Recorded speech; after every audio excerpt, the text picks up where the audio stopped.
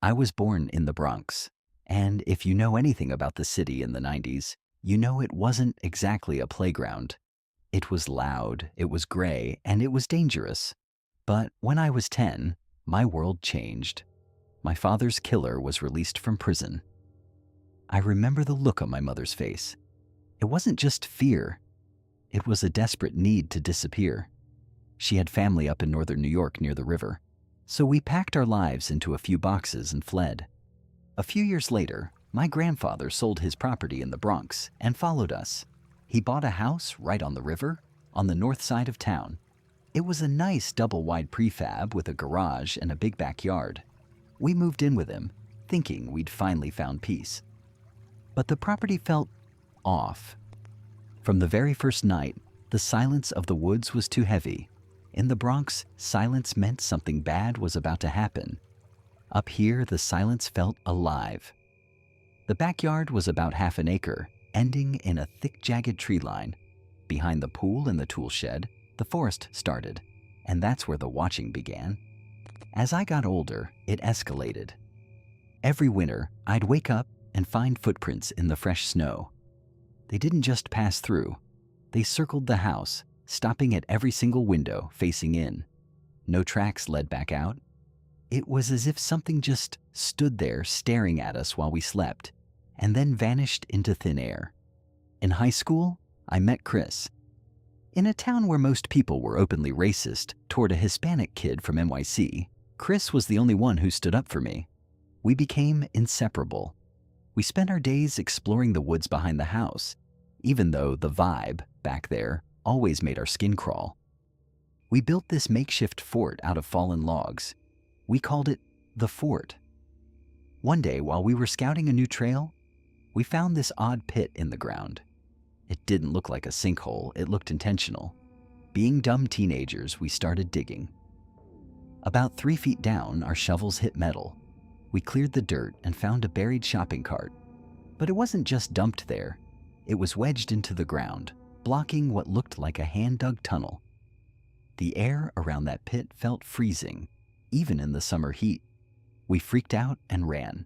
We tried to find that spot again the next year, but it was gone, either buried by the earth or moved.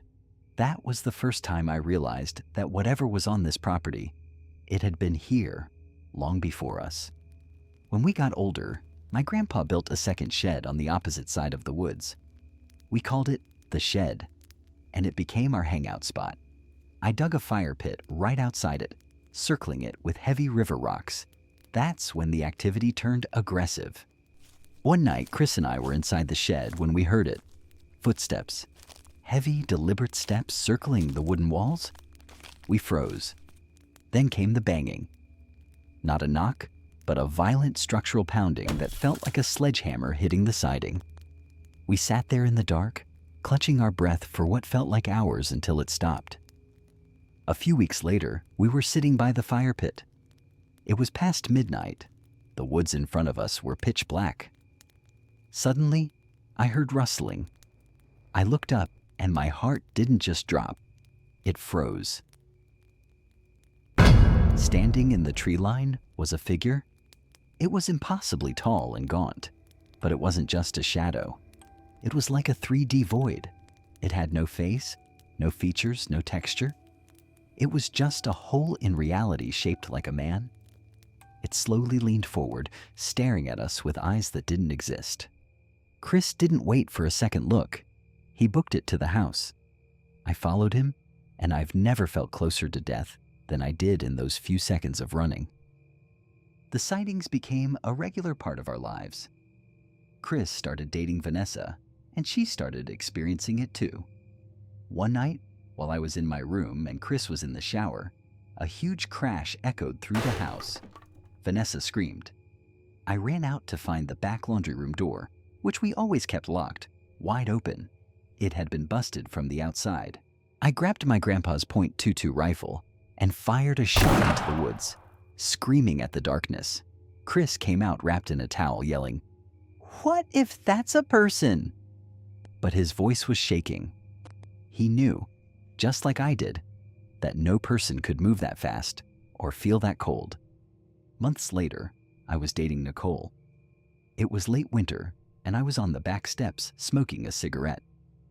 Suddenly, a sound like a musket blast went off.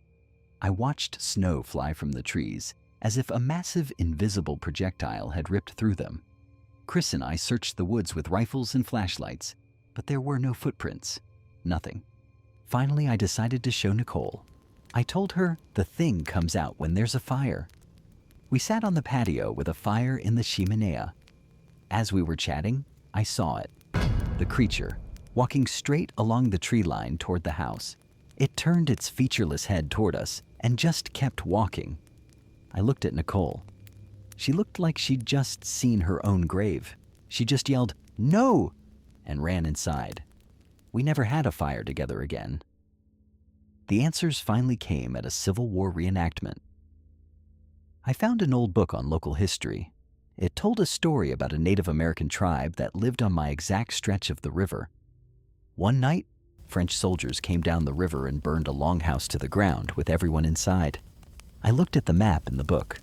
The longhouse was exactly where our property stood. Everything clicked. I was living on a site of a massacre. The void was a remnant of that horror, and it was drawn to the one thing that ended its world: fire. It ended in the most morbidly poetic way possible. A few years later, I was in a dark place, drinking too much. I passed out in my room.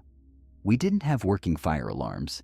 I woke up out of a dead sleep, stone cold sober, with a feeling of pure dread. I walked out and saw my grandpa fighting a grease fire on the stove. I helped him put it out, but then I looked up.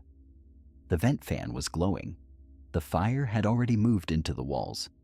I got my grandpa out, but then I did something stupid. I ran back in for the phone. The smoke was so thick I couldn't see, but I used muscle memory to find my room. I grabbed the phone and got out just as the roof began to buckle. The fire department said we had 2 minutes. If I hadn't woken up exactly when I did, we'd be ashes. We never went back, but to this day, I feel that fire wasn't an accident. The land wanted one last payment, and it almost got it.